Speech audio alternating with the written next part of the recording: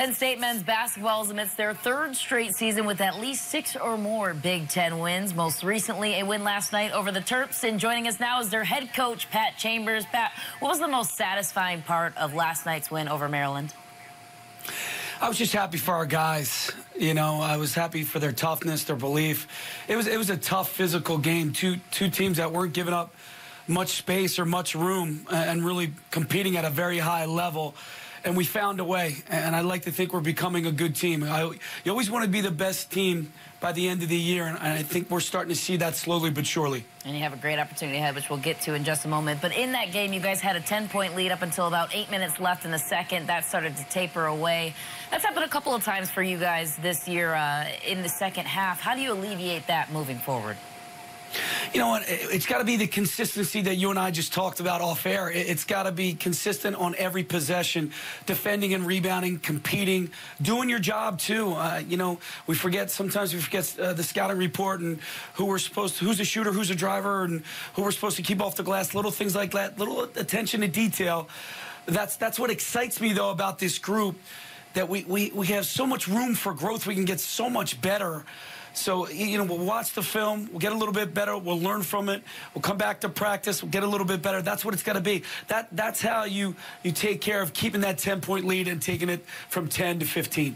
And Mark Turgeon had some kind words to say about your team, saying that you guys have at least 3 NBA-caliber players on that roster, as well as being one of the tougher teams to play against. What, in your mind, makes your group a tough team to play against? I think it's starting to be our mentality, our approach, obviously our toughness now. We've displayed that over the last 5 games. We've won 4 out of 5. So that's what it's good. And then the next thing is leadership. You know, getting Josh Reeves back has really helped. It's the leadership aspect that he brings. He does all the little things that we need, but everybody's really starting to follow him. I think Tony's playing really consistent basketball. He's obviously an extension of me now. We have a lot of faith and trust in one another. Lamar Stevens really stepped up big time last night. And what Mike Watkins is bringing by protecting the basket for us, and now he's really being more aggressive on the offensive end, scoring at a very high clip, almost 70%. And Shep Garner's having a really senior-type year for a shooting guard, you know, well over 45% from 3. So that's what you need when you have 5 guys like that working together, and the bench is really being all-star in the roles. We're starting to get that connectivity. Let's talk about Lamar Stevens' 25-point game, as you mentioned earlier. What's the most impressive part about his growth this season that you've seen? Yeah, Lamar is a kid who's 6'7", 6'8" now, who's really bought into, you know, he's going to take what the defense is giving him. He wants to show people he can shoot threes, but he's so versatile. I think he's a mismatch nightmare for opponents because he'll go on the block. He'll go mid-range. He can step out and shoot the 3. He will pick and roll. He can do different things, and he's playing much better defense.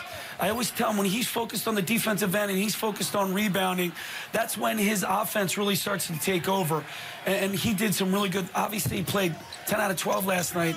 I mean, he really played big for us. And typically, Tony Carr is your big gun and the guy that's most talked about on this team. But have you encouraged him to start sharing the ball more? Or what kind of advice do you give to him in terms of balancing the distribution, but also hitting his shots as well?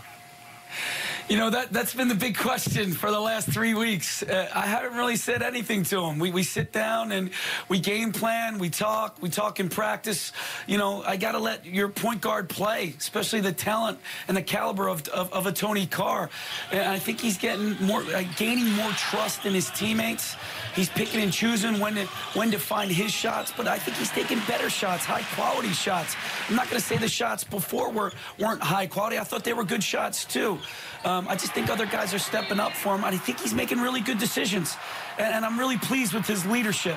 I think all that coupled together, you put all that together, that's a good formula for success for us and for Tony. And you mentioned that you're going to need that leadership moving forward. You got 5 games left, but it's a steep task ahead. On that list, you have Michigan, you have Purdue, Ohio State, and you also can't sleep on Nebraska or Illinois coming up. So as you look at that stretch, is it troubling or opportunistic for you, and why? Well, first of all, it's opportunistic. You know, I never want to look too far ahead. You know us coaches, we're one day at a time, one practice at a time, one game at a time. I'm going to watch the Illinois game tonight, the way they play at home. I mean, it's a one-possession game or they're going to beat you. So we got to be ready to play tough, physical basketball. Brad's done a great job with that group of guys. But if I were to look down the line here, I mean, there's some great challenges, but a lot of incredible opportunity for this team. I keep telling our guys, we control our own destiny. So let's just get focused on today. Let's just get better today. Let's have a growth mindset. Let's be consistent in our approach, and let's make sure we take care of simple. And I think they're really buying into that, and that's what the culture's all about. Buy into the culture. Be here right now. Don't think about March. Don't think about any of that stuff. Let's just stay present and continue the process of getting better. All right, Coach, last time we spoke, we talked about all your siblings that have Penn State ties. What's been their feedback the last couple of weeks as we hit crunch time here in February? Don't mess it up. Don't mess this up. You got it going. Let's go. 7 wins. You're 17. Let's go. Well, you're on a roll. As you mentioned, winning the 4 of the last 5. Coach, we really appreciate the time. Best of luck to you and your team the rest of the way. Hey, thanks for having me. Take care.